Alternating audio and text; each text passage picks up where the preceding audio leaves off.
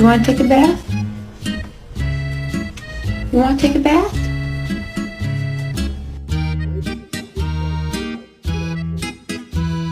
Why are you sitting on your brother's head?